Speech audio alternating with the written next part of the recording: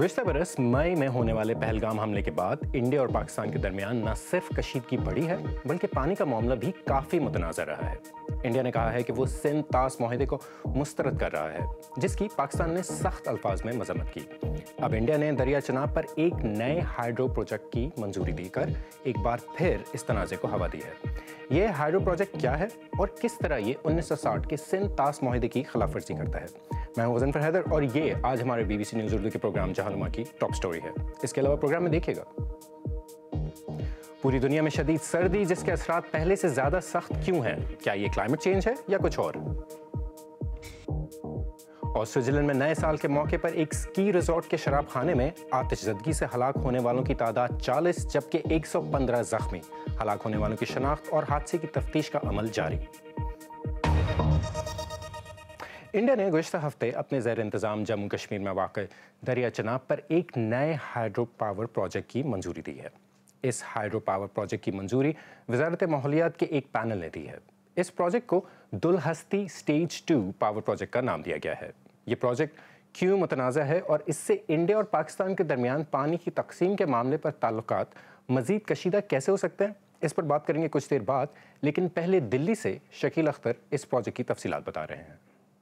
बिजली पैदा करने के इस प्रोजेक्ट को पहले से मौजूद 390 मेगावाट के दुलहस्ती स्टेज 1 हाइड्रो पावर का एक्सटेंशन बताया जा रहा है। स्टेज 1 2007 में तामीर किया गया था। मुजवजा डुलहस्ती स्टेज 2 प्रोजेक्ट इंडियन मरकज़ के ज़ेर-इंतज़ाम किश्तवाड़ ज़िले में वाक़ है। ये 32 अरब रुपए की मालियत से तामीर किया जाएगा। हुकूमत का कहना है कि इसके लिए 2 मुल्हिका गाँव से ज़मीनें हासिल की जा रही हैं। इंडिया की हुकूमत का कहना है कि दरियाए चनाब पर बनने वाला नया power project run of the river project होगा, यानी इसमें दरिया के पानी के फितरी बहाव से बिजली पैदा की जाएगी। इसके लिए पानी स्टेज 1 से एक अलहदा सुरंग के ज़रिए स्टेज 2 के एक स्टोरेज में पहुंचाया जाएगा। माहिरीन का तखमीना है कि इंडिया के ज़ेर-इंतज़ाम जम्मू कश्मीर में इन तीनों मगरबी दरियाओं से 20,000 मेगावाट तक बिजली पैदा की जा सकती। अभी तक वहाँ जो बिजली के प्रोजेक्ट काम कर रहे हैं उनसे तकरीबन 3,500 मेगावाट बिजली हासिल की जा रही है। पहलगाम के हमले और इंडिया और पाकिस्तान के टकराव के बाद मोदी हुकूमत ने दरियाओं के पानी की तकसीम और इस्तेमाल के बारे में अपना मौक़िफ़ बहुत सख्त कर दिया है। ऑपरेशन सिंदूर के दरमियान इंडिया के वज़ीर-ए-आज़म नरेंद्र मोदी ने पहलगाम हमले के पस मंज़र में कहा था कि खून और पानी एक साथ नहीं बह सकते। सिंध तास मुआहदा मुअत्तल किए जाने के बाद इंडिया और पाकिस्तान के दरमियान सरहदी तनाज़े के साथ अब आबी तनाज़ा भी पेचीदगी अख्तियार कर रहा है। पाकिस्तान ने इंडिया के हालिया इक़दाम की मजम्मत की है और माजी में भी वो सिंध तास मुआहदे की मुअत्तली को गलत और गैर कानूनी करार दे चुका है। तो सिंध तास मुआहदा है क्या? 19 सितंबर 1960 को इंडिया के वज़ीर-ए-आज़म जवाहरलाल नेहरू और पाकिस्तान के सदर अयूब खान ने इंडस वाटर ट्रीटी पर दस्तखत किए। जवाहरलाल नेहरू इसके लिए पाकिस्तान आए थे। 9 बरस तक बातचीत के बाद इस मुआहदे पर दस्तखत हुए और वर्ल्ड बैंक इसका गारंटर बना। मुआहदे के तहत 6 दरियाओं के पानियों के इस्तेमाल का तरीका तय पाया और 3 दरियाओं ब्यास, सतलज और रावी पर इंडिया के मुकम्मल हक को तस्लीम किया गया। बकिया 3 दरियाओं सिंध, चनाब और झेलम पर पाकिस्तान को अपर हैंड मिला और इन दरियाओं के 80% पानी पर इसके हक को तस्लीम किया गया। मुआहदे के तहत इंडिया इन दरियाओं का तकरीबन 18% पानी ज़राअत के लिए इस्तेमाल कर सकता है और बहते दरिया पर पावर प्रोजेक्ट भी लगा सकता है, लेकिन वो पानी को ज़ख़ीरा करने और इसके बहाव को कम करने के मंसूबे नहीं बना सकता। 64 बरस तक इस मुआहदे पर बग़ैर किसी रुकावट के अमल दरामद हुआ और इसे दुनिया में पानी की तकसीम के मिसाली मुआहदे के तौर पर जाना जाता था। और इस दौरान पाकिस्तान और इंडिया के दरमियान कई जंगें भी हुईं, लेकिन ये मुआहदा बरकरार रहा। लेकिन अब इंडिया इस मुआहदे में तब्दीली चाहता है और वो पाकिस्तान को बाज़ाब्ता तौर पर नोटिस भी दे चुका है। इस मौजू पर बात करने के लिए इस वक्त इस्लामाबाद से मेरे साथ मौजूद हैं पानी के उमूर के माहिर डॉक्टर हसन अब्बास। डॉक्टर हसन, सबसे पहले तो आप हमें ये बताएं कि इंडिया पाकिस्तान को एक बाज़ाब्ता नोटिस भी दे चुका है और इसको उस नोटिस में उन्होंने ये कहा है कि इसको सिंध तास मुआहदे की मौजूदा हालत में कबूलियत मंजूर नहीं है और इसने चनाब पर एक नए मंसूबे का भी ऐलान किया है। अब पाकिस्तान के पास इसको लेकर क्या ऑप्शंस हैं? देखिए, पाकिस्तान की जो पहली ऑप्शन है वो तो ये है कि पाकिस्तान भी इस मुआहदे से बाहर निकल जाए और ये बहुत अच्छा होगा पाकिस्तान के लिए, क्योंकि इंडस वाटर ट्रीटी जो है ना, वो इंटरनेशनली मैं कहूँगा कि ये लीस्ट अंडरस्टूड वाटर ट्रीटी है इंटरनेशनल लेवल के ऊपर भी, और इस वक्त पाकिस्तान और इंडिया में नेशनल लेवल के ऊपर भी किसी को भी नहीं पता कि ये ट्रीटी असल में थी क्या। मोटी मोटी बात करते हैं कि जी 3 दरिया इधर मिल गए, 3 उधर मिल गए, वगैरह वगैरह। लेकिन ये वो दुनिया की वाहिद ट्रीटी है जिसने लोअर राइपेरियन को उसके तमाम हकूक से महरूम किया। इस ट्रीटी ने अनलिमिटेड डाइवर्जन्स की इजाजत दी, इस ट्रीटी ने अनलिमिटेड पोल्यूशन की इजाजत दी, और इस ट्रीटी ने अनलिमिटेड नंबर ऑफ डैम्स बनाने की इजाजत दी अपर राइपेरियन को। तो लोअर राइपेरियन के तो तमाम तर हकूक जो है इसमें सल्ब कर दिए गए। अब पाकिस्तान के पास ये ऑप्शन है कि पाकिस्तान भी इस ट्रीटी से बाहर निकल जाए और इंटरनेशनल जो कवानीन है पाकिस्तान जी उनके मुताबिक इंडिया के साथ जो भी नया प्रोजेक्ट है उसको देखे।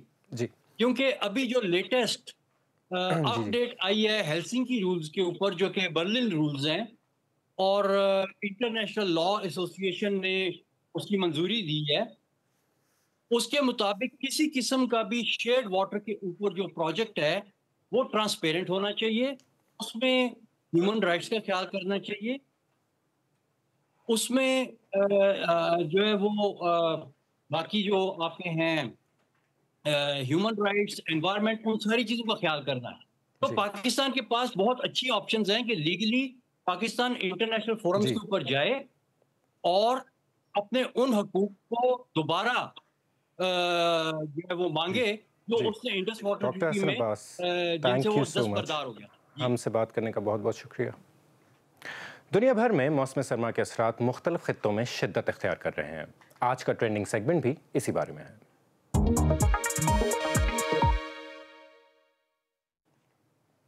एक तरफ इंडिया और पाकिस्तान में जहां सर्दी आती है तो स्मोक एक बड़ा मसला बन जाता है, वहीं बरतानिया में आर्कटिक या कुतुब शुमाली की सर्द लहर ने मुल्क को घेर रखा है और नए साल के आगाज़ पर वसी इलाकों में बर्फबारी हो रही है। स्कॉटलैंड के बुलंद मकामात पर 40 सेंटीमीटर तक बर्फबारी की पेशगोई की गई है। और अगर हम अमेरिका जाएं तो वहाँ शुमाल मशरिक में मौसम सरमा के तूफान के बाद तकरीबन 60 मिलियन से ज़्यादा अफराद के लिए वार्निंग्स जारी कर दी गई हैं। मौसमी हालात के बायस हवाई अड्डों पर परवाज़ें मनसूख हैं, ट्रांसपोर्ट मुतासर है और शहरियों को बाहर निकलने से गुरेज करने की हिदायत है। और अगर हम टर्की का जिक्र करें तो वहाँ मौजूद वहाँ पर मौसम सरमा नए साल के आगाज़ पर बर्फ़बारी के मनाजिर के साथ शुरू हुआ था, ख़ास तौर पर इस्तंबुल और वस्ती इलाकों पर जहाँ के काफ़ी बुलंद मकामात पर बर्फ़बारी देखने को मिली है और बर्फ़ की एक सफ़ेद चादर ने शहर को ढांप लिया था। और अगर हम रूस की बात करें तो दर्जा हरारत मुसलसल नीचे जा रहा था और बर्फ़बारी एक आम मंजर बनती जा रही है और सख्त मौसम की वजह से तवानाई और मुल्क भर में हीटिंग सिस्टम पर दबाव का बायस बन रही है।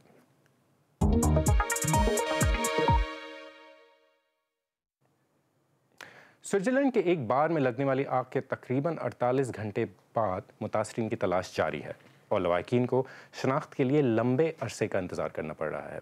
नए साल की तकरीबात के दौरान Swiss ski resort cross Montana में एक बार में आग लगी थी जिसमें हलाकतों की तादाद तकरीबन 40 बताई जा रही है। विल वर्नन की रिपोर्ट पेश कर रहे हैं फरहान रफ़ी। इस रिपोर्ट के बाज़ मनाज़र आपके लिए तकलीफ हो सकते हैं।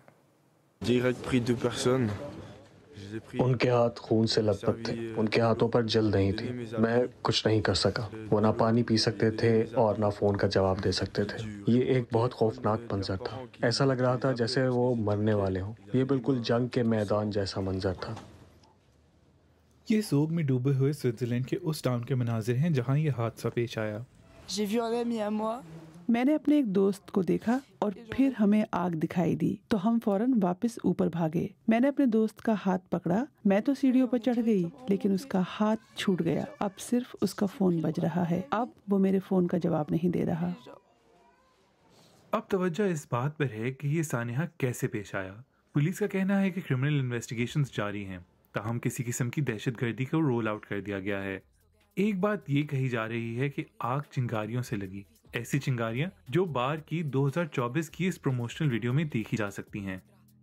ये एक शो था। एक औरत दूसरी औरत के कंधों पे चढ़ गई। उसके हाथ में 2 बोतलें थीं जिनमें बर्थडे फायरवर्क्स थे और उसने उन्हें बहुत ऊपर छत के करीब उठाया और अचानक आग लग गई। ये सानिहा विंटर हॉलीडेज के उरूज पर पेश आया। स्विट्जरलैंड के सदर ने इसे मुल्क की तारीख के बदतरीन सानिहात में से एक करार दिया है। हेलीकॉप्टरों के जरिए शदीद जख्मियों को इटली के खुसूसी बर्न्स यूनिट में मुंतकिल किया गया है। और अब एक नजर डालते हैं दीगर अहम आलमी खबरों पर।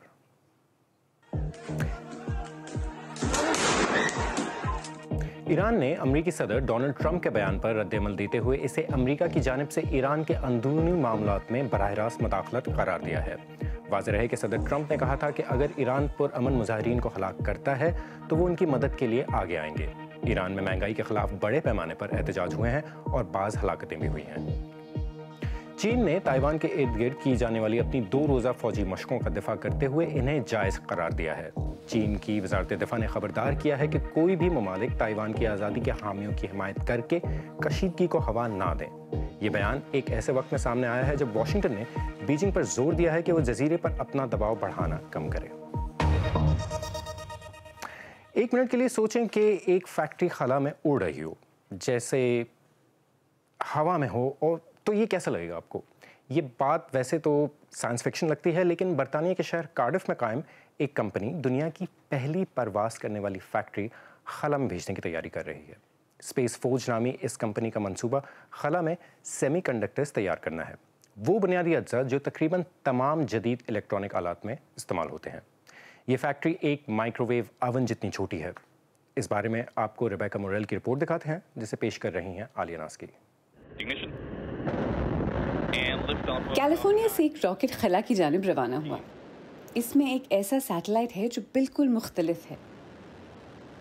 ये सैटेलाइट दरअसल एक मिनी फैक्ट्री है जो इलेक्ट्रॉनिक्स में इस्तेमाल होने वाले सेमीकंडक्टर्स खला में तैयार करेगी और फिर उन्हें वापस ज़मीन पर लाया जाएगा। ये बुनियादी तौर पर एक माइक्रोवेव की तरह है। फ़र्क सिर्फ ये है कि हम इसमें खाना नहीं बल्कि गैस को इंतहाई ज़्यादा दर्जा हरारत तक गर्म करते हैं। ये टेक्नोलॉजी कार्डिफ में कायम स्पेस फोर्ज ने तैयार की है। ये एक सेमीकंडक्टर है। ये वो है जो हमने जमीन पर बनाया है, लेकिन जो काम हम अब कर रहे हैं इससे हमें ऐसे सेमीकंडक्टर्स बनाने की सलाहियत मिलेगी जो 4000 गुना ज्यादा खालिस होंगे। ये सेमीकंडक्टर्स 5G टावर्स में इस्तेमाल होंगे, जहाँ से मोबाइल फोन के सिग्नल्स मिलते हैं। ये इलेक्ट्रिक गाड़ियों के चार्जर्स में होंगे और जदीद एयरबस और बोइंग त्यारों में भी इस्तेमाल किए जाएंगे।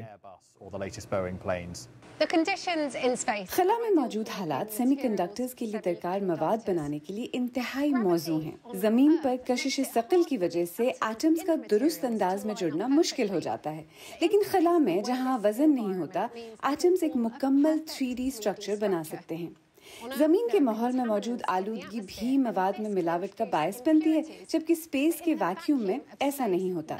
और जितना ज्यादा खालिस और मुनज़्ज़म मवाद हो, उतना ही बेहतर सेमीकंडक्टर काम करता है। स्पेस फोर्ज की टीम मदार में मौजूद अपनी इस मिनी फैक्ट्री को कंट्रोल कर रही है और उन्होंने एक बड़ी पेशरफ्त कर ली है।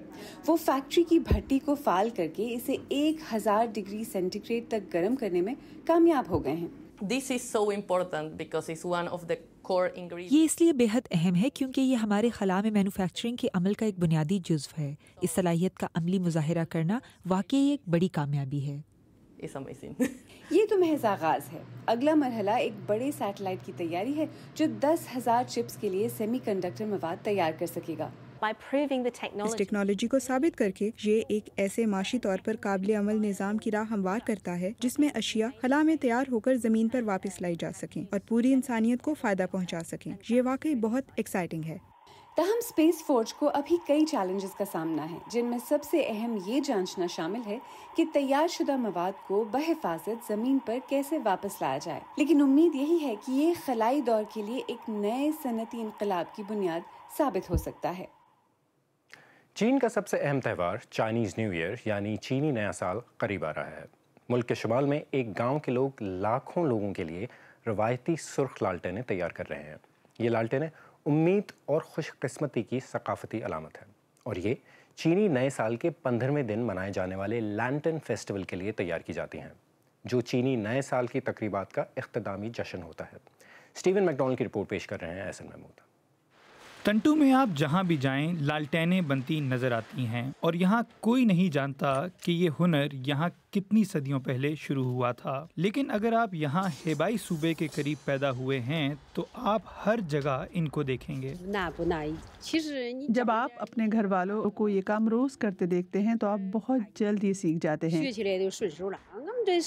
बच्चे तकरीबन 10 साल की उम्र से ये काम सीख लेते हैं।